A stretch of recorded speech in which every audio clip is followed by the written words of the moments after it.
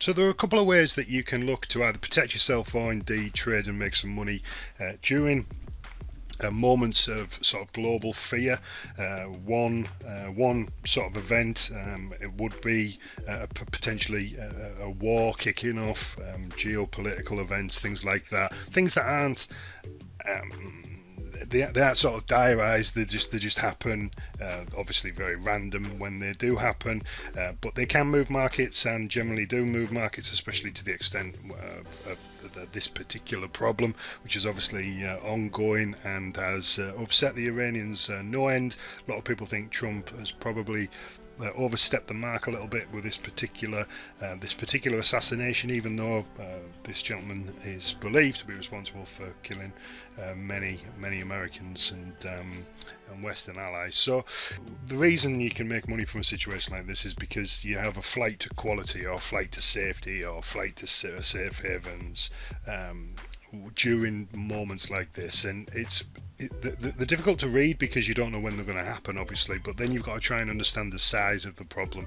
Is there any ways and little tips and tricks that you can do you want to try and understand like what's in the zeitgeist. Like, think of the people on the internet flocking to news stories that and things that run beyond the headline. So you know, like you'll see a headline, you know, man rescues cat from burning tree, right? Like, you know, great, but it's just a headline, it'll be gone, and fish and chip paper tomorrow. Whereas something like this is more zeitgeist. This is more this is rolling, this is ongoing, it's a moving situation.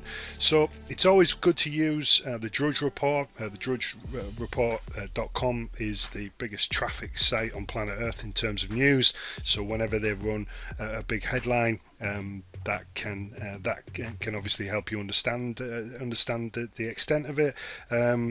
So things like wars, geopolitical events, or the potential for war, things like that can create sell-offs in the stock markets, and then investors come out of the stock markets and into safe havens. So your gold does well, your safe haven currencies do well.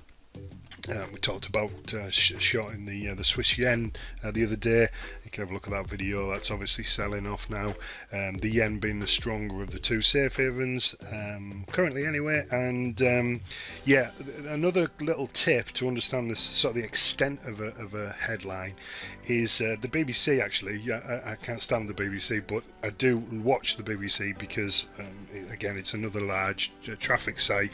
But whenever they have a live feed attached to the headline and live updates, that usually means it's quite a significant news event. And obviously you've got like Netanyahu coming back from cutting a trip to Greece short, Bernie Sanders saying we're closer to another disastrous war, and on it goes. So obviously this is not necessarily new, but it has obviously upset the Iranians no end, and upset plenty of Trump's political opponents, and probably worried one or two of his allies. So yeah, so this is just a way of reading certain news events. Again, think beyond the headline, think zeitgeist, think you know, is this story going to roll? Does the story have the potential to get worse? And if the answer is yes to that, if it's just not you know, your average Bobby Basic headline, then there are ways that you can monetize that and be able to either one, protect yourself, or two, certainly get involved in those trades and actually profit from them. So okay guys, hope that helps. Take care.